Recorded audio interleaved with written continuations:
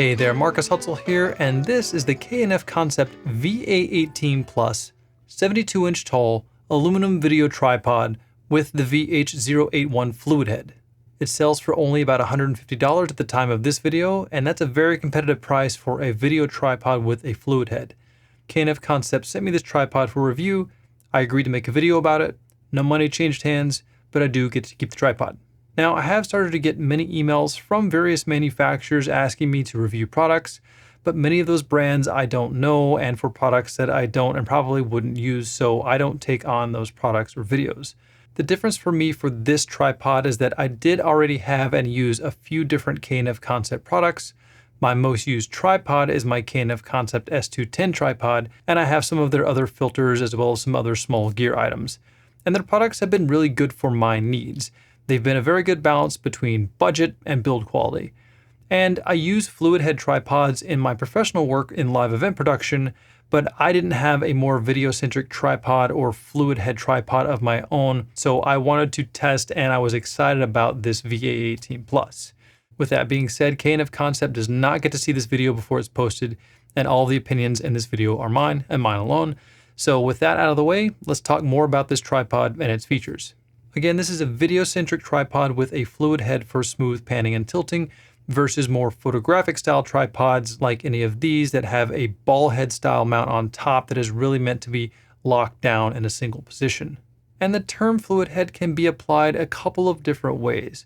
High-end fluid heads that are meant for large and heavy cameras have a sealed, usually cylindrical chamber that houses grease or the fluid in a fluid head, and have a number of different plates or other mechanisms that allow you to very finely tune the amount of drag to more accurately pan and tilt larger and heavier cameras. The second way we can think of a fluid head is simply a head that is designed to give you a more fluid movement of your camera and may or may not have sealed chambers with intricate tensioning systems, but may or may not still have a bit of grease between a couple of metal plates that helps with the fluidity and smoothness of motion of that tripod head, and this one still operates very smoothly. The fluid head has pan and tilt locks, but again does not have the variable pan or tilt tensioning, which means when fully unlocked, it has a fixed amount of drag, whether panning or tilting. You can partially tighten down the pan and tilt locks to get a bit more resistance, but you may fight the locking mechanism when starting your movement if you have those locks tightened a bit, which can result in a stutter when you do start your movement. So I find that it's generally more useful as either a locked or unlocked head, and when fully unlocked, I find that it has a good balance of resistance versus freedom of movement. The fully unlocked tilt tension, which is probably supported by an underlying spring, means that it wants to spring back to center as much as possible. So with lighter cameras, it may not hold its tilt position unless you give the tilt knob a little bit of tightening down. But again, as I said, that will obviously become harder to start or stop a movement.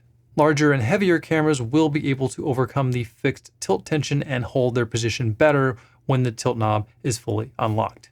It has 3 leg sections with 2 extension locking knobs on each leg. It has a center leg spreader to keep those legs spread out, and the center spreader moves higher when you do raise the tripod to the tallest position.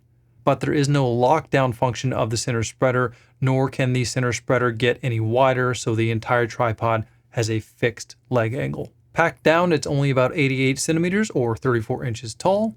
It can sit as low as 84 centimeters or about 33 inches tall when the legs are spread out, but it does truly go up to 72 inches or 6 feet tall or about 183 centimeters. It has an additional 3/8 mounting point on the front left side for mounting anything you want, like an additional friction arm so you can mount a small video monitor or any other accessories. It has a standard 75mm bowl for the fluid head, and it is adjustable by releasing the grab handle underneath, then locking it down again to get it level, and it has a small bubble level for accuracy. And you can remove the ball head out of the bowl if necessary for maintenance or to put this ball head on another set of legs. It has its own quick release plate, and it comes with one pre-installed 3/8/16 bolt. But if you tilt the head forward and look under the top plate, you'll find an additional 3/8/16 bolt and a 1/4-20 bolt. So you can either add the 1/4-20 bolt if your camera has both 3/8 and 1/4-20 receiving mounts, or if you're using smaller cameras with only 1/4-20 mounts, you can swap the 3/8 bolt for the 1/4-20 bolt and store that spare 3/8/16 bolt. I found that if I wasn't using that extra 3/8 mount on the front left, I could just store the extra 3/8 screw there. Typically on quick release plates, these bolts won't automatically fall out. To swap out the mounting bolt on most other plates, there is a slightly wider area at the back of the plate, so you'd move the bolt to the wider area, then unscrew it out of the plate. But on this plate, it has a larger non-threaded hole at the rear, which is covered with a rubber insert to keep the bolt from falling out when it's not attached to your camera. And to swap out the bolt, you just pull back the rubber insert, drop out the bolt, put in a new bolt, and reinsert the rubber cover. I'd be careful about that and watch it, because if the rubber insert ever breaks off or just comes out of the insertion point, you'd be at risk of dropping and losing the mounting bolts. Granted, you do have those 2 spare bolts that come with the tripod, but it's just something to note on this particular quick release plate. The plate slides in only from the back of the tripod, and there is a physical stop which keeps the plate from sliding out of the front at all. And it does have a spring-loaded quick catch locking system, so as long as it passes and engages the spring-loaded catch, the plate can't accidentally slide out of the back if you forget to lock it down completely. And you can lock down the plate with the tightening knob or lever on the right side when you do get your final front to back position set. And this ensures the plate won't slide forward or back.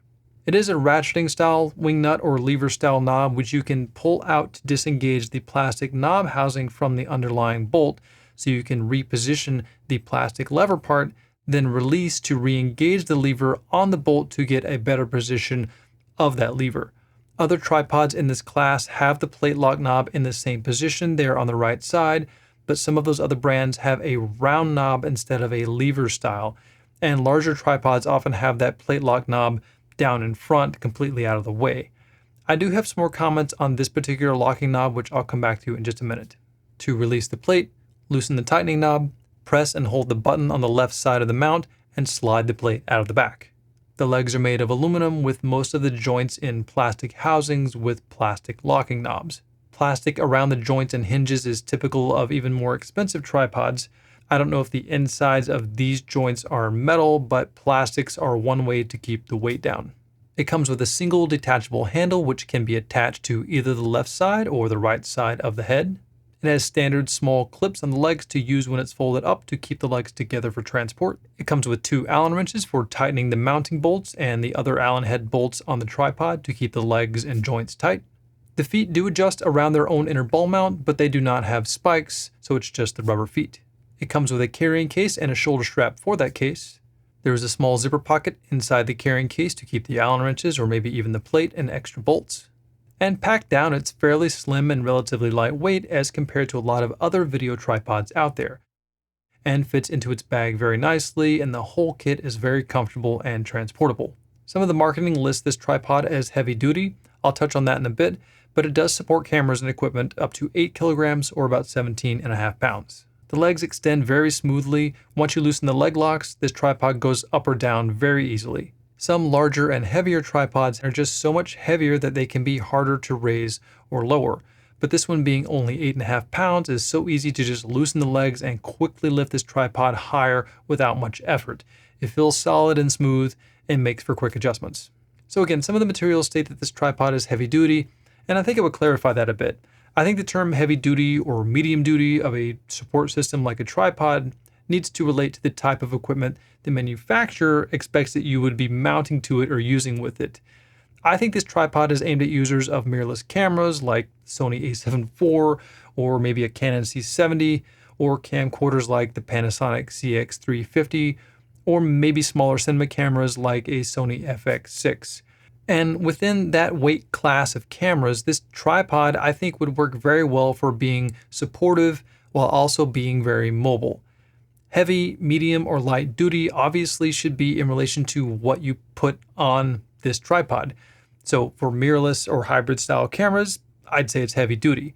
For camcorders and small cinema cameras, it's medium duty.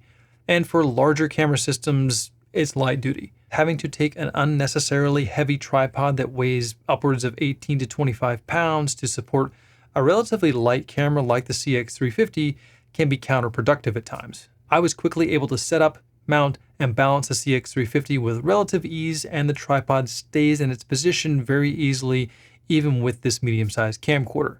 and the friction of the fluid head when completely unlocked is plenty to hold this camera in place while still providing very fluid movement, and the whole package was very easy to transport. The VA18 weighs 3.88 kilograms or just about 8.5 pounds, whereas tripods that I'm used to working with in the field are those kind of big, somewhat annoying behemoths coming in around that, 20 to 30 pound mark. And those things can just be kind of a pain to carry around. So one of the main features of this tripod that stands out or up is the fact that this tripod goes up to 72 inches tall or 6 feet tall. That's exactly my height, which means that the camera that would sit on top is actually higher than 6 feet. Most professional video tripods I've used only go up to about 64 inches or about 5.5 feet, and usually for good reason, as lower height keeps things a bit more stable and because many professional tripods are fairly heavy and therefore harder to raise up. But often for live events, weddings, live streams in small rooms, if you're in the back of the room and need to film over a crowd, then you almost always have to put those more standard tripods on a small riser or something like a spider pod to get up and over the crowd, which just adds to the weight and bulk of your video setup. This tripod could be a quicker and lighter option for getting more height if you are, maybe a solo video shooter and don't want the extra weight of carrying around something like a spider pod. Just keep in mind that taller can mean less stable or at the very least more prone to shaking. But honestly, I've been on plenty of video shoots and live events where I really just need to get the camera a bit higher over the heads of the crowd, and I could have done it with just this tripod. Now, the only caveat about this tripod that I noticed somewhat immediately is the locking knob here on the side that locks down the plate. If you look at it from the side, you can see that when you turn the knob, it physically extends above the height of the main tripod bottom plate, and that means it can hit the bottom of your camera before the nut is fully tightened. Now, as I said, it is a ratcheting style locking knob, which means you can pull out a knob and disengage the knob from that underlying bolt so you can reposition the lever without altering the tension on that underlying bolt, then release it to re-engage and keep tightening. But at first use, I found that even though I pulled the knob out, it sometimes would not fully disengage from the underlying bolt, so it would still just turn that bolt. So I'd have to remove the camera, adjust the bolt, slide the camera back in, and try again. After a bit of use, the pull-out ratcheting function did start to work a little bit better.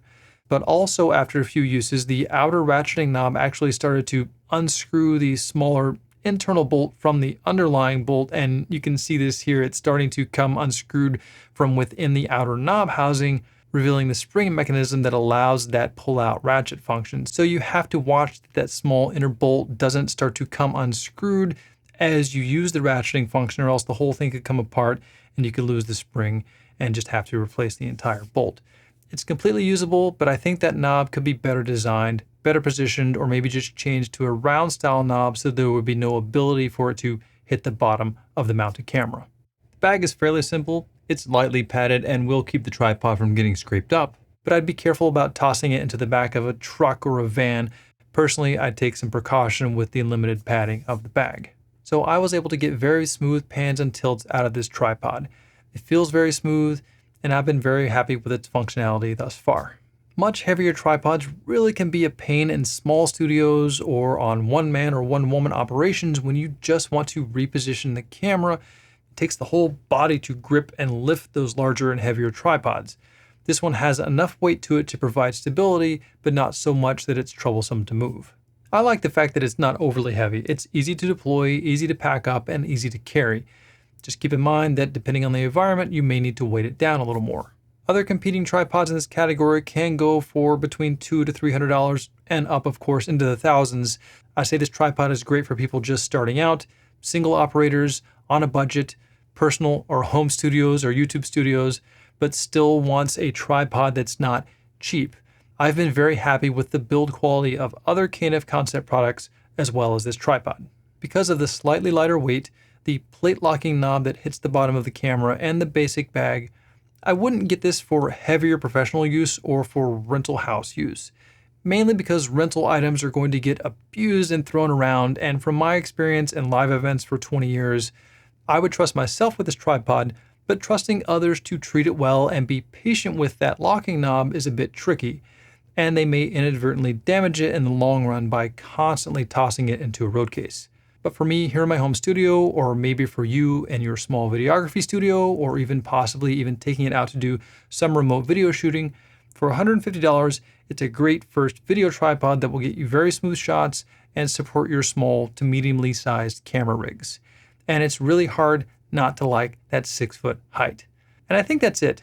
I have left a link in the description for this tripod. It is an affiliate link, and using those links and hitting those like and subscribe buttons really helps out my channel and helps me to bring you more content like this.